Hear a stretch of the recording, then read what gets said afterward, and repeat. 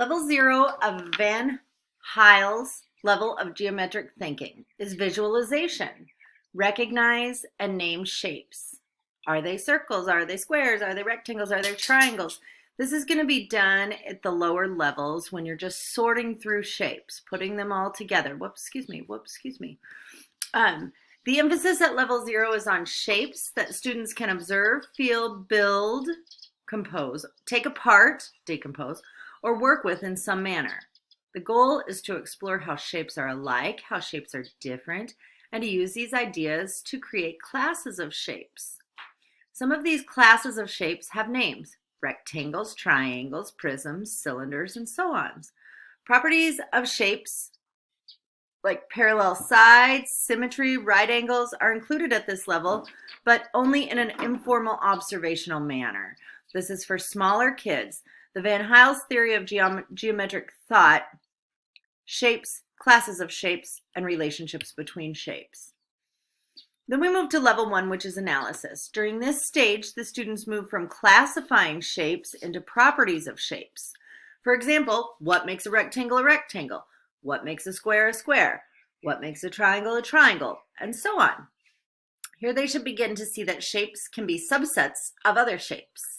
For example, all squares are also rectangles. All rectangles are also parallelograms. Next, we move to informal deduction. Here they move from analysis to deducing why a shape is a shape.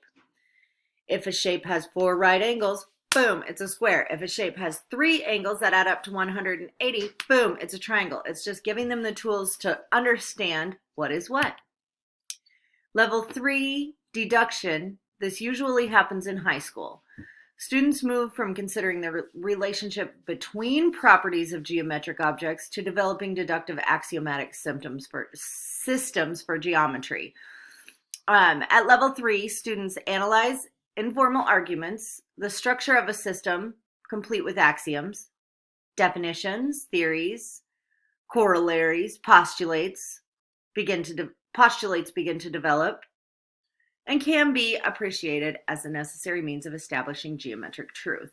I tried to put that into my own words, and I just couldn't find a better way than what Van de Waal said, so I just did a straight up quote because that's pretty complex, but I hope it makes sense.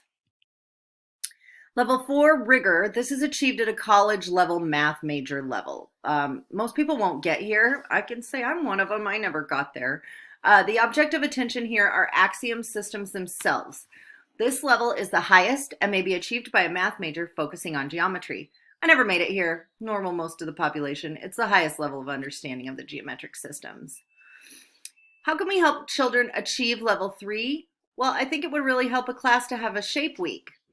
Focus on only that shape.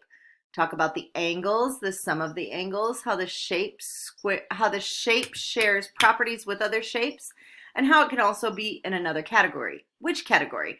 So like we have a square week, then we have a triangle week, then we have a circle week. Just analyze and talk about only one shape for a whole week.